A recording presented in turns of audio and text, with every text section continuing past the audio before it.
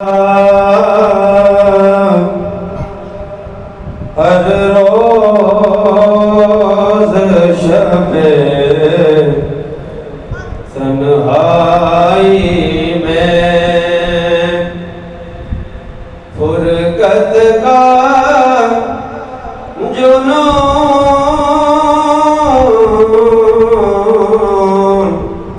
تڑپاتا ہے، دل مجبوری پہ روتا ہے، جب یاد مدینہ آتا ہے، دل مجبوری پہ روتا ہے، سجدوں کی کمائی ایک طرف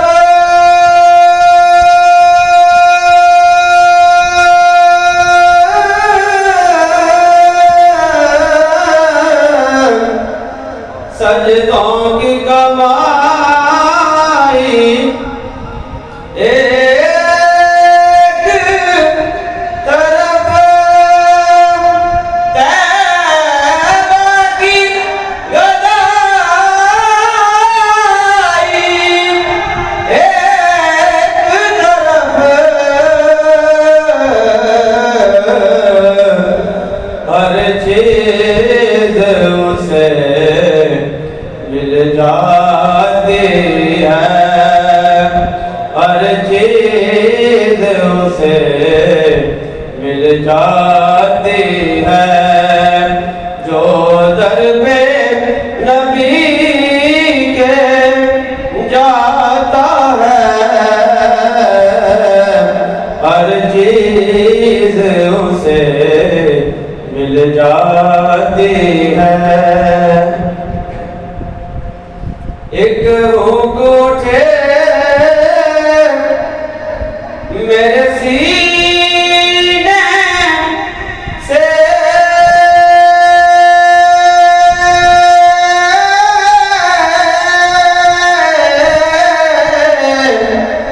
ایک روک اٹھے میرے سینے سے، آئے پیغام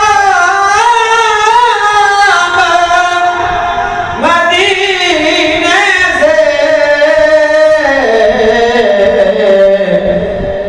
سرکار کرم کی بھیک ملے، سرکار کرم کی بھیک ملے، میں سائل ہوں تو داتا ہے،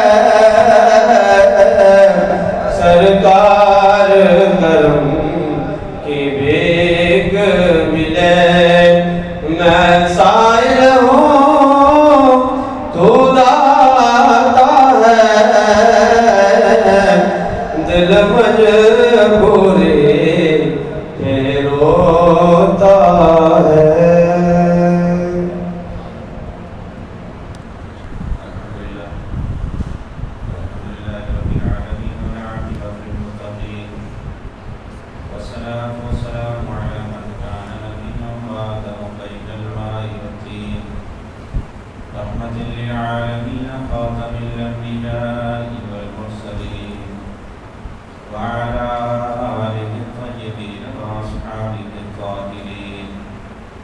أما بعد فأعوذ بالله من الشيطان الرجيم بسم الله الرحمن الرحيم قال الله تبارك وتعالى في القرآن المجيد والفرقان الحميد ألا إن أولياء الله لا خوف عليهم ولا هم يحزنون صدق الله العظيم وصدق رسوله النبي الكريم الأمين رب اشرح لي صدري ويسر لي أمري عقدة من لساني يفقهوا قولي مولاي صل وسلم دائما أبدا على حبيبك خير الخلق كلهم بلغ العلا بكماله كشف الهدى بجماله حسن جميع خصاله صلوا عليه وآله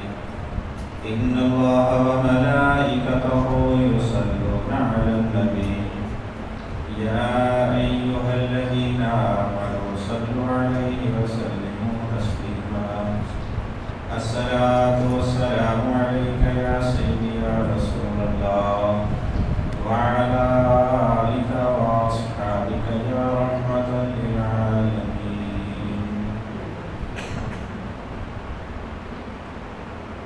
معزز سامعین جی بکر بے بیان شکر ہے استاد اللہ شریف کا جس نے ہمیں پاک صاف ہو کر اپنی بارگاہ کی حاضری نصیب فرمائی. دعائے خالق کائنات کی بارگاہ میں اللہ رب العزت ہمارا آنا ہمارا دل بیٹھنا اپنی بارگاہ میں قبول و منظور فرمائے. سامعین جی بکر اللہ رب العزت نے اپنے دین کو اس دنیا میں بھیجا، انبیاء کے ذریعے اس کی تبلیغ فرمائی، حضرت جبریل امین کے ذریعے انبیاء اور رسول کو پیغام بھیجے. اللہ کے رسولوں نے بھی اس دنیا کے اندر اللہ کی توحید کا پرچم لہرایا، لوگوں کو توحید کی دعوت دی، اللہ کا دین لوگوں تک پہنچایا. اور پھر اس دنیا میں رہنے والے لوگوں نے جو انبیاء کے ساتھ کیا وہ بھی ڈھکا چھپا نہیں ہے. اللہ کے قرآن نے سارا کچھ کھول کر بیان کر دیا کہ اللہ کے نبی، اللہ کے رسول ان کو تبلیغ توحید کرتے تھے تو وہ آگے سے ان پر پتھروں کا برساؤ کرتے، ان کو شہید کر دیتے، طرح طرح کی تکلیفیں دیتے.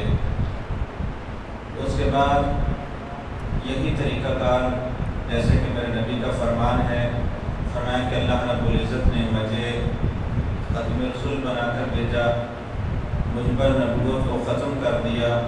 اب جو تبلیغ کا کام ہے فرمایا وہ میرے امت کے جو اولیاء ہیں، جو علماء ہیں وہ کریں گے.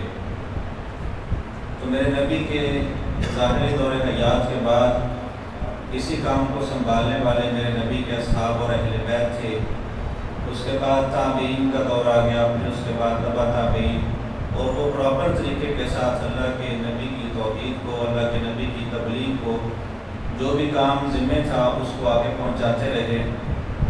وقت گزرتا رہا، ہر دور کے اندر کوئی نہ کوئی اللہ کا ولی اس دنیا کے اندر آیا اور اس نے اللہ کے دین کو آگے پہنچایا.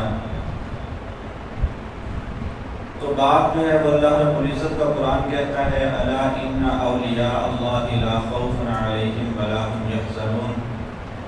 فرمایا کہ جو اللہ کے نیک بندے ہیں، جو اللہ کے ولی ہیں، جو اللہ کے دوست ہیں، ان کو قیامت والے دن کسی قسم کی پریشانی نہیں ہوگی اور نہ ہی وہ خوف زدہ اور غمگین ہوں گے. ان کے لیے کوئی مسئلہ نہیں ہوگا اس دن جب کہ ہر بندے کو مسئلہ ہوگا، ہر بندہ پریشانی میں ہوگا. فرمایا ان لوگوں کو کوئی پریشانی نہیں ہوگی جو اللہ کے ولی ہیں. تو آج انہیں اولیاء پر انگلی اٹھائی جاتی ہے کیونکہ یہ مہینہ جو ہے بڑی گرمی شریف کے حوالے سے میرا موضوع ہے. تو ماہ ربیع الثانی اس کے اندر جو ہے وہ بڑی گرمی شریف ہوتی ہے. تو اگر ہم اولیاء اللہ کا، بلکہ بعض کہتے ہیں ہم اولیاء اللہ کا دفاع کرتے ہیں، میں نے کہا ہم اولیاء اللہ کا دفاع نہیں کر سکتے، ہم اولیاء اللہ کی باتیں کر کے اپنی بخشش کرواتے ہیں. ان کا دفاع اللہ نے کرنا ہے، وہ پہلے سے ہی دفاع کیے ہوئے ہیں، اور جو ان کے بارے میں بات کرتے ہیں، جو ان کے خلاف جاتے ہیں، وہ اپنی جہنم خرید رہے ہیں، وہ اپنی جنت کو بیچ کر جہنم خرید رہے ہیں. ہم نے ان کا دفاع کیا کرنا ہے جن کے بارے میں اللہ نے آیتیں نازل فرما دی. اللہ رب العزت نے جو ہے وہ ان کا دفاع خود فرمایا، اللہ کے نبی نے دفاع خود فرمایا. اللہ کے قرآن کے اندر دیکھیں اولیاء اللہ کی اتنی باتیں کی ہیں، اللہ نے اتنی باتیں کی ہیں اولیاء اللہ کی، بلکہ جب بھی میرے نبی بیٹھے ہوتے ہیں کوئی حکم نازل نہ فرمانا ہوتا اللہ نے، تو اللہ کیا کرتا تھا، پہلے کسی نیک بندے کی باتیں میرے نبی کو سناتا. دیکھ لیں قرآن کریم کھول کر. میرے نبی ایک مرتبہ بیٹھے ہوئے تھے, حضرت ابو ہریرہ فرماتے ہیں تب کوئی حکم نازل نہیں ہوا تھا, تو اللہ رب العزت کے حبیب تھوڑے پریشانی کے عالم میں کہ آپ کو جبریل آئے اور اللہ کی طرف سے پیغام لے کر آئے, اللہ کی باتیں سنیں, تو فرماتے ہیں ہم بھی اسی انتظار میں تھے کہ اللہ کے جو پیغام دینے والے حضرت جبریل امین ہیں وہ میرے نبی کی بارگاہ میں آئے اور آ کر کہنے لگے یا رسول اللہ آپ پریشان نہ ہو, اللہ رب العزت آپ کو ایک واقعہ سنانا چاہتا ہے. اور وہ واقعہ کیا تھا؟ حضرت عیسیٰ علیہ السلام آپ نے سب نے سنا ہے کہ وہ مردوں کو زندہ کر لیتے تھے. کسی بھی مردے کو آپ چاہتے زندہ کر لیتے, کسی بھی کوڑ والے کو, کسی بھی بیمار کو آپ صحت دینا چاہتے, آپ ہاتھ پھیرتے اپنا تو وہ صحت یاب ہو جاتا. اب فرماتے ہیں کہ ان کے دو امتی تھے, ایک کا نام صادق تھا, ایک کا نام مصدوق تھا. اللہ کے قرآن نے یہ واقعہ نقل فرمایا, تو فرمایا وہ دو بندے تھے, اذ ارسلنا الیہم اثنین, یہ دو بندے اللہ رب العزت فرماتا ہے کہ حضرت عیسیٰ علیہ السلام بھیجے حضرت عیسیٰ نے, لیکن اللہ فرما رہا ہے ہم نے بھیجے. تو یہ ایک الگ موضوع ہے کہ اللہ رب العزت اپنے انبیاء کا کرنا اپنے ذمے کیوں لیتا ہے. تو اللہ رب العزت فرماتا ہے ہم نے دو بندے بھیجے ایک قوم کی طرف, ایک کا نام صادق ہے, ایک کا نام مصدوق ہے. حضرت عیسیٰ علیہ السلام نے فرمایا ان دو سے کہ وہ فلاں بستی کے اندر جاؤ, وہاں پہ اللہ کی توحید کا اعلان کرو اور میری نبوت کا اعلان کرو اور تبلیغ کرو دین کی. وہ دونوں بندے جو ہیں وہ چل پڑے. حضرت عیسیٰ علیہ السلام کے اصحاب میں سے دو بندے وہ چل پڑے, قوم سے بھی تھوڑا دور تھے کہ ایک بندہ ان کو ملا جس کا نام حبیب نجار تھا. وہ کہنے لگا کہ آپ دو کدھر جا رہے ہو, میں نے پہلے کبھی نہیں دیکھا اس علاقے میں, تمہیں کدھر سے آئے ہو؟ کہا کہ ہم نے جو ہے اللہ رب العزت کے دین کی تبلیغ کرنی ہے, ہمیں حضرت عیسیٰ علیہ السلام نے بھیجا ہے. تو کہا کہ حضرت عیسیٰ علیہ السلام کون ہے؟ کہا کہ اللہ کے نبی ہیں. کہا کہ اللہ کون ہے؟ فرمایا کہ یہ وہی ہے جس نے زمین و آسمان پیدا کیا, جس نے ہم کو اور تمہیں پیدا کیا.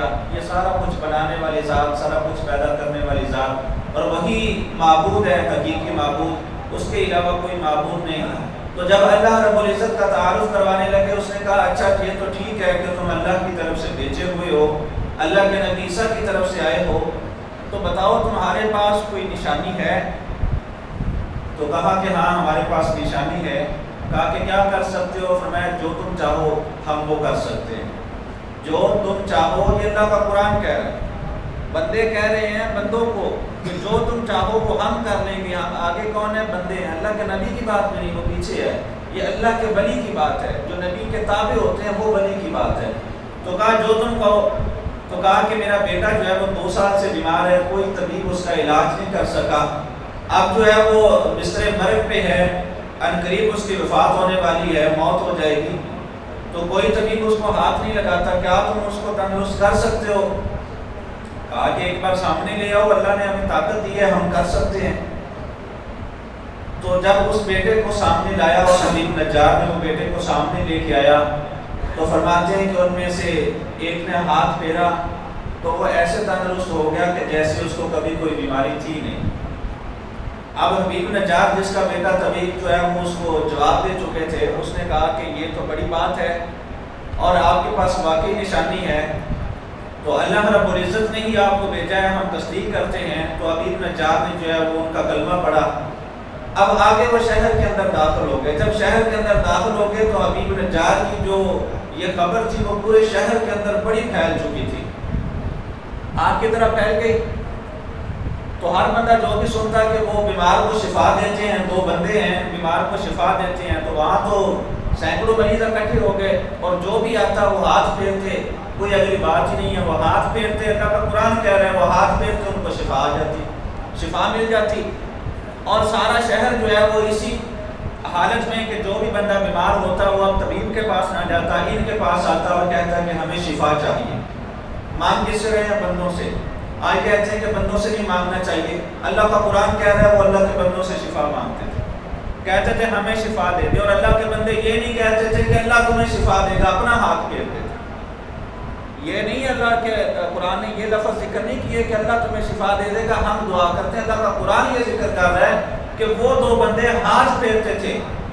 تو جب دی طاقت اللہ کی ہے تو ہمیں اس میں ہمیں کیوں اعتراض ہے کہ جب اللہ نے ان کو طاقت دے دی ہے تو ہمیں کیا اعتراض ہونا چاہیے؟ اللہ دینے والی ذات ہے، جس کو چاہے دے دے، جس کو چاہے چن لے۔ تو کہا کہ وہ اللہ رب العزت کے حکم سے کسی کو بھی ہاتھ پھیرتے تو وہ شفا یاب ہو جاتا۔ اب یہ بات جب بادشاہ کو پتہ چلی تو اس نے کہا کہ یہ تو کام خراب ہو رہا ہے۔ اس نے ان دونوں کو پکڑا اور جیل میں ڈال دیا، سزائیں دی، کوڑے لگوائے، جیل میں ڈال دیا۔ حضرت عیسیٰ علیہ السلام کو پتہ چلا تو آپ نے حضرت شمعون علیہ السلام کو بھیجا، کہا کہ جاؤ ان کے پاس اور ان کی خبر لو کیا حال ہے ان کا، ان کے ساتھ ایسا کیوں ہوا۔ حضرت شمعون علیہ السلام آگے، یہ میں اللہ کے قرآن کا مفہوم بیان کر رہا ہوں اپنے الفاظ کے اندر۔ حضرت شمعون علیہ السلام گئے اس بادشاہ کے پاس، کہا کہ تم نے ان دو بندوں کو قید تو کر لیا، ان کی کوئی بات سنی ہے تم نے، وہ کہتے کیا ہیں، وہ کرتے کیا ہیں، کیوں کرتے ہیں؟ تو کہا نہیں، بات میں نے نہیں سنی، بس ان کو جو ہے وہ جیل میں بند کر دیا، وہ جو ہے فتنہ فساد پھیلا رہے تھے زمین کے اندر، تو اس لیے میں نے بند کر دیا۔ کہا کہ فتنہ کیسے؟ ان کو نکال کے بات سنو۔ تو جب ان دونوں کو نکالا، اب حضرت شمعون علیہ السلام وہاں پہ ایک وزیر کا کام کر رہے ہیں اور کہا کہ ان سے پوچھیں کہ یہ کہتے کیا ہیں۔ تو جب ان دونوں سے پوچھا، صادق اور مصدوق سے، تو کہا کہ ہم یہ کہتے ہیں کہ اللہ ایک ہے، اس کے سوا کوئی عبادت کے لائق نہیں، عبادت اسی کی، سجدہ اسی کو، رکوع اسی کو، عبادت اسی کی ہے، اس کے علاوہ کسی اور سے نہیں مانگنا چاہیے، اسی کے سامنے جھکنا چاہیے۔ ہم یہ کہتے ہیں کہ تمہیں بھی اس نے پیدا کیا، ہمیں بھی اس نے پیدا کیا، یہ جو کچھ بھی دیکھا جا رہا ہے یہ سارا خصوصی کا بنایا ہوا ہے۔ ہم تو یہ توحید کا اعلان کر رہے ہیں اور اس بندے نے ہمیں جو ہے وہ جکڑ کر جیل کے اندر بند کر دیا۔ تو بادشاہ نے کہا کہ اگر تم کہتے ہو کہ وہ اللہ ایک ہے اور وہ سارا کچھ کر سکتا ہے، مختصر تعارف یوں کرواؤ۔ تو صادق اور مصدوق کہتے ہیں، اللہ کا قرآن کہتا ہے، مختصر تعارف انہوں نے یوں کیا کہ اللہ رب العزت وہ اللہ ہے جس نے ہمیں بھیجا ہے، وہ جو چاہے کر سکتا ہے، اللہ کی ذات جو چاہے وہ کر سکتا ہے۔ اب بادشاہ کہنے لگا جو چاہے وہ کر سکتا ہے اور تم اس کے مرسل ہو، تمہیں اللہ نے بھیجا ہے، تو بتاؤ تمہارے پاس کیا نشانی ہے، تمہارے پاس کیا نشانی ہے؟ اب یہ اندازہ لگائیں کہ کافر کو بھی پتا ہو کہ جس کے پاس کوئی نشانی ہو وہ اللہ کا بندہ ہوتا ہے۔ یہ کافر حضور کے پاس جب کافر اکٹھے ہو کر انہوں نے کہا چاند توڑ کر دکھا دو، ان کو پتا چادر توڑ دیا تو یہ اللہ کے نبی ہیں۔ اور کوئی کافر آ کے کہتا فلاں غیب کی خبر دے دیں، کیونکہ ان کو بھی پتا چادر غیب کی خبر دے دی تو وہ اللہ کے نبی ہیں۔ اللہ کے نبی کے پاس غیب کی خبریں بھی ہوتی ہیں اور اللہ کے نبی کے پاس اختیار بھی ہوتا ہے، یہ کافر کو بھی پتا ہوتا ہے۔ اب وہ کافر بادشاہ کو کہنے لگا کہ اگر تم اللہ کی طرف سے بھیجے ہوئے ہو تو تمہارے پاس کوئی نہ کوئی اختیار ہوگا، بتاؤ تمہارے پاس کیا اختیار ہے، کیا نشانی ہے؟ تو انہوں نے کہا کہ جو تم چاہو وہ ہم کریں گے، اگر تم کسی بیمار کو لے آؤ ہم شفا یاب کر دیں گے، اور کسی مردے کو کہو تو ہم زندہ کر کے کھڑا کر دیں گے۔ تو جو بادشاہ تھا اس نے کہا کہ ٹھیک ہے، ہم کسی اندھے کو لے کے آتے ہیں۔ رایا میں اعلان کیا کسی کا کوئی بیٹا اندھا ہو، تو ایک بچہ چھوٹا سا تھا جس کی بالکل آنکھیں ہی نہیں تھی، سرے سے آنکھوں کا نشان ہی نہیں تھا۔ تو بادشاہ نے وہ سامنے لا کے کھڑا کر دیا، کہا کہ آپ بتاؤ کہ اس کے ساتھ کیا کرو گے؟ کہا کہ اس کو بینائی مل جائے گی۔ اب یہ بڑی تعجب کی بات ہے ایسے ماحول کے اندر، تو کہا کہ اگر اس کو بینائی مل جائے گی، ایک تو آنکھیں ہوں ان کے پیچھے نور ہو یا نہ ہو یہ الگ بات ہے، آنکھیں تو ہو نشان تو اس کا تو نشان بھی نہیں ہے، یہ بڑی تعجب کی بات۔ کہا یہ بھی کر سکتے ہو؟ کہا ہاں کر سکتے ہیں، اللہ نے ہمیں دیا۔ تو کہا ٹھیک ہے، وہ سامنے کھڑا کر لیا، ہاتھ پھیرا اس کے چہرے پہ، فرماتے ہیں تو آنکھوں کا نشان بن گیا، آنکھوں کا نشان بن گیا۔ اب اللہ کا قرآن کیا کہتا ہے؟ کہتا ہے کہ ان دونوں میں سے ایک نے مٹی کی چھوٹی سی مٹی کی گوند جو ہے نا وہ گوند کر، مٹی گوند کر چھوٹی سی بیٹی بنائی، فرمایا کہ اس کی آنکھوں کے اندر رکھ دی۔ ایک چھوٹی سی کنکری بنا کر مٹی گوند کر چھوٹا سا وہ گول کر کے اس کو کنکری کو گول کر کے فرمایا کہ اس کی آنکھوں میں رکھ دی، پھر اوپر ہاتھ رکھا، اللہ رب العزت نے اس کو ویسی آنکھیں عطا فرما دی جیسے باقیوں کو دی ہوئی تھی۔ اب وہ بندے نے خود، یہ تو آپ نے بچڑے کا واقعہ بھی سنا ہوگا کہ ایک سامری جادوگر جو ہے وہ اس نے بچڑا بنایا، بچڑا بنا کر اس نے پورا اس کا وجود بنا لیا، وہ بڑا پریشان ہے کہ یہ بولتا تو ہے نہیں ہے تو یہ پھر بھی بولتا، تو اب اس کا حل کیا کیا جائے؟ اللہ کا قرآن کہتا ہے وہ سامری جادوگر سیانا بڑا تھا، بڑا سیانا تھا۔ اس نے کیا کیا کہ اس نے دیکھا کہ حضرت موسیٰ علیہ السلام کے پاس جب جبریل امین آتے ہیں نا، تو اس نے کہا کہ جب جبریل امین آئیں گے تو وہ گھوڑے پر آئیں گے۔ حضرت جبریل امین جو ہے وہ حضرت موسیٰ علیہ السلام کے پاس آئے گھوڑے پر، تو سامری جادوگر جو ہے وہ حضرت جبریل بھی نکل گیا، گھوڑا بھی نکل گیا۔ اس نے کیا کیا جائے؟ تو اس نے جہاں گھوڑے کے سم لگے تھے وہاں سے مٹی اٹھائی اور بچڑے کے منہ میں رکھ دی. حضرت جبریل امین اللہ کے فرشتے، اور پھر وہ ایک سواری پر سوار یعنی گھوڑے پر سوار، پھر وہ جس زمین پر لگے اس زمین کی مٹی اٹھائی، اٹھا کر اس کے منہ میں رکھی. اللہ کا قرآن کہتا ہے وہ بچہ بولنے لگ پیا. وہ بچڑا بولنے لگ پڑا، جیسے عام بچڑا بولتا ہے ویسے وہ بچڑا بولنے لگ پیا. جس کی طاقت ہے وہ جس سواری پر سوار ہے اس کے جہاں سم لگے ہیں یہ اس مٹی کی طاقت ہے. اللہ رب العزت نے بندوں کو کتنا اختیار دیا ہوگا. تو بہرحال وہ صادق اور مصدوق ان دونوں نے آ کے، اب بادشاہ کہنے لگا کہ میرا ایک کسان تھا وہ کئی دنوں سے باہر گیا تھا، اس کا بیٹا پیچھے سے فوت ہو گیا، تو اب اس کو اگر زندہ کر دو تو ہم کلمہ پڑھ لیں گے. کہا ہاں لے آؤ. مردوں کو بھی زندہ کرتے ہیں، اللہ نے اختیار دیا ہوا ہے. تو وہ جو باڈی بالکل گل چکی تھی، سڑ چکی تھی، بدبو مار رہی تھی، انہوں نے وہ سامنے لا کے رکھی. وہ اللہ کے بندوں نے اس کو بھی ٹیڑھا مار کر کہا کہ اللہ کے حکم کے ساتھ اٹھ کے کھڑے ہو جاؤ. وہ نوجوان اٹھ کے کھڑا ہو گیا اور ان سب کو تبلیغ کرنے لگا کہ میں جب مر گیا تھا تو میں جہنم کی وادیوں کے اندر گھوم رہا تھا، اللہ نے مجھے جہنم میں پھینک دیا تھا. اب میں تمہیں بتاتا ہوں کہ اس ایک وحدہ لا شریک پہ ایمان لے آؤ، اور جو بات یہ کہہ رہے ہیں ان کی بات کو مان لو. اب جب اس بندے نے بھی، اس مردے نے بھی اٹھ کر جو ہے وہ ان کی تصدیق کی تو سبھی نے کلمہ پڑھا. لیکن کچھ لوگ ان میں سے اللہ کا قرآن کہتا ہے کچھ لوگ ایسے ہٹ درم تھے. اب ابو جہل کے سامنے بھی تو چاند ٹوٹا تھا نا، لیکن کچھ لوگ ہٹ درم ہوتے ہیں. انہوں نے اپنی انا کے پیچھے انہوں نے اپنی عقل کی پیروی کرنی ہوتی ہے. جیسے آج کے زمانے میں لوگ اپنی عقل کی پیروی کر رہے ہیں کہ کیسے ہو گیا جی، ولی یہ کیسے کر سکتے ہیں، ولی یہ کیسے کر سکتے ہیں. میں اپنی بات نہیں کہہ رہا، یہ شیخ شاہ سلیمان الجمل، یہ آج سے تقریباً 400 سال پہلے جس نے تفسیر لکھی ہے، وہ بندہ اپنی تفسیر کے اندر لکھتا ہے، کہتا ہے کہ اولیاء اللہ کی دعا تو ایک طرف رہ گئی کہ اگر کوئی بندہ اصحاب کہف جن کے نام پہ اللہ نے پوری سورت نازل کی ہے، فرمایا اگر کوئی بندہ اصحاب کہف کے نام لکھ کر اپنے گلے میں ڈال دے، فرمایا تو پوری زندگی اس کو کوئی بیماری نہیں لگے، کسی کو کوئی بیماری جا نہ رہی ہو.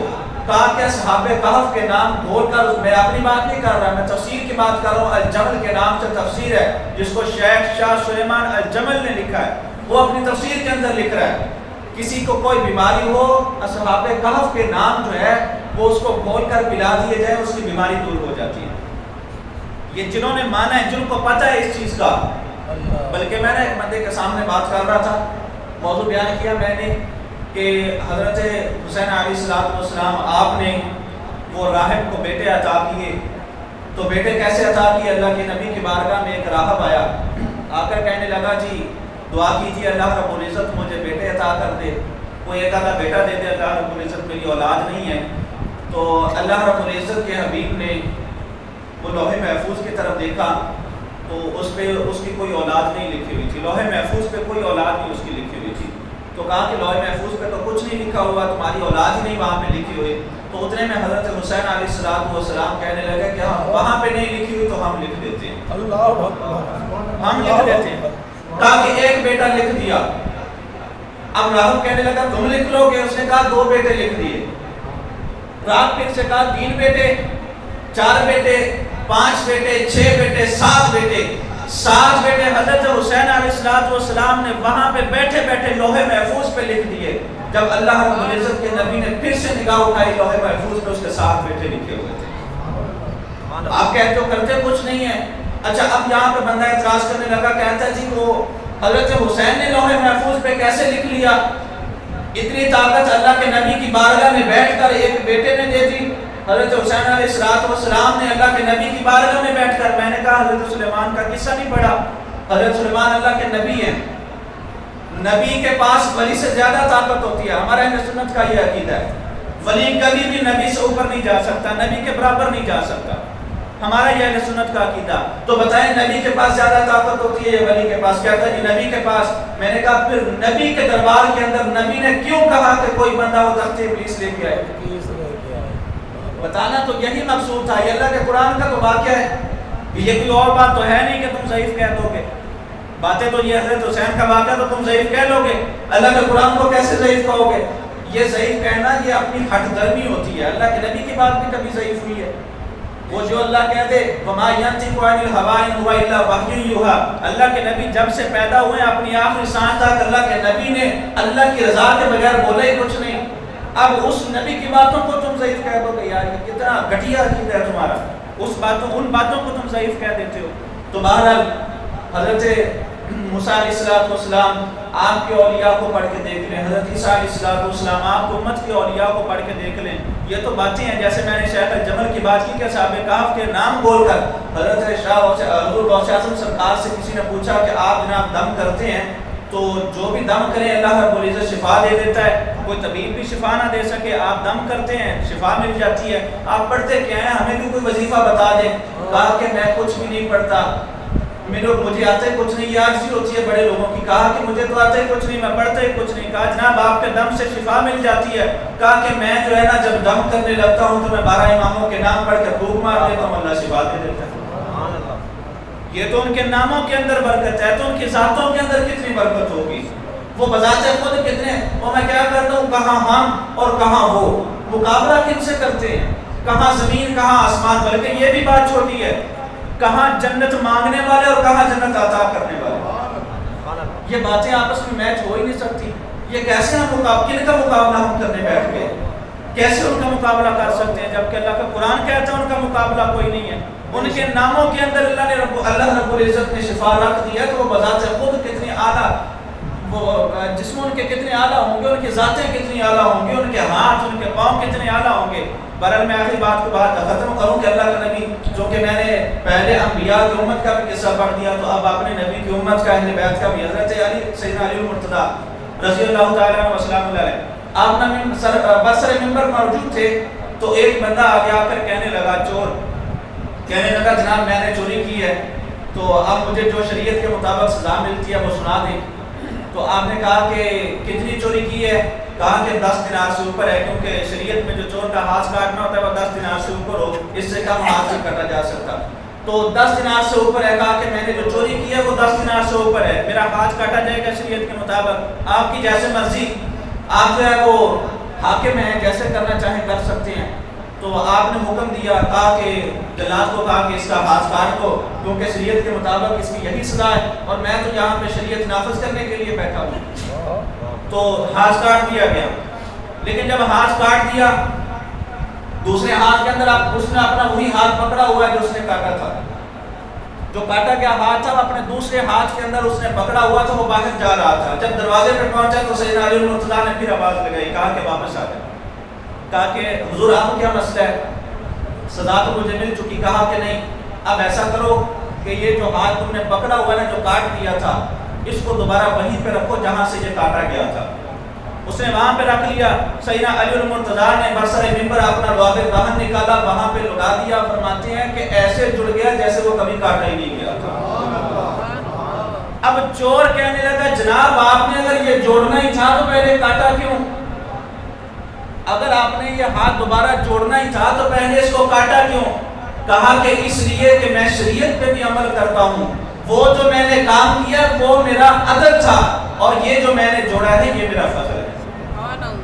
وہ عدل تھا تاکہ شریعت پہ بھی عمل ہو جائے، اور یہ فضل ہے تاکہ تم میری بارگاہ سے مایوس نہ لوٹو، میری بارگاہ میں آؤ، میرے پاس آؤ اور تم جو ہے وہ اپنا ہاتھ دبا کے ہلا کر کے چلے جاؤ، ایسا بھی نہیں ہو سکتا. یہ اللہ رب العزت کے اولیاء کی باتیں جتنی بھی کر لیں بڑی کم ہیں، اور ان کا جتنا بھی ذکر کر لیا جائے بڑا کام ہے. جتنے انکار کرنا ہوتا ہے اس کے سامنے چاند بھی ٹوٹ جائے وہ انکار کر دیتا ہے، اس کے سامنے جو ہے وہ سورج پلٹ کے اثر کے ٹائم پہ بھی آ جائے وہ انکار کر جاتا ہے. ابو لہب ابو جہل کے سامنے کنکریاں بول کے کلمہ پڑھ لے وہ انکار کر جاتا ہے. اور پھر جس نے ماننا ہوتا ہے وہ اللہ کے قرآن کے اندر الا ان اولیاء اللہ لا خوف علیہم ولا هم یحزنون پڑھ کر بھی سر جو ہے وہ ہمیں تسلیم کر دیتا ہے، ہم بالکل مان گئے کیونکہ اللہ کے قرآن نے کہہ دیا، اللہ کے نبی کے فرمان نے کہہ دیا. جو مان جاتا ہے، حضور نے ایسے نہیں بشارت دے دی، فرمایا میرے اصحاب جو تم میں بعد میں آنے والی قوم ہے اس کے لیے 10 بار مبارکباد اور تمہارے لیے 1 مرتبہ. تو اصحاب نے عرض کی حضور ایسا کیسے کہ ان کے لیے 10 مرتبہ اور ہمارے لیے 1 مرتبہ؟ تو میرے نبی نے فرمایا وہ اس لیے کہ تم میں سے کسی نے کلمہ پڑھا ہے چاند کو ٹوٹتا دیکھ کر، کسی نے کلمہ پڑھا ہے سورج کو واپس پلٹتے ہوئے دیکھ کر، کسی نے کلمہ پڑھا ہے کہ وہ درخت چل کر میرے قدموں میں آیا، کسی نے کنکریوں کو بولتے ہوئے کلمہ دیکھ کر. فرمایا کہ کلمہ تم نے کسی نہ کسی نشانی کو دیکھ کر پڑھا ہے، لیکن فرمایا ان کے لیے 10 مرتبہ مبارکباد جو کسی نشانی کو نہیں دیکھیں گے، صرف سنیں گے اور کلمہ پڑھ کر اپنی جانوں کا نذرانہ دے دیں. اپنا سارا کچھ قربان کر دیں گے، کیسے نہ ان پر 10 مرتبہ مبارکباد ہو۔ تو بہرحال اللہ رب العزت کے اولیاء کا ذکر اللہ کے قرآن کے اندر ثابت ہے، جو میرا موضوع تھا آج کا بڑی گرمی شریف کے حوالے سے۔ میں نے کوشش کی نقش العمل ہوتے ہوئے، نقش العلم ہوتے ہوئے، جتنا میرے پاس ہو سکا میں نے آپ تک پہنچایا۔ کوشش کریں جتنا ہو سکے اللہ رب العزت کے اولیاء کے قدموں میں لگ جائیں، اولیاء کے ساتھ جڑ جائیں۔ اللہ کا قرآن بھی یہی کہتا ہے، نبی کا فرمان بھی یہی کہتا ہے۔ خدا خالق کائنات کی بارگاہ میں اللہ رب العزت ہمارا نام مل بیٹھنا۔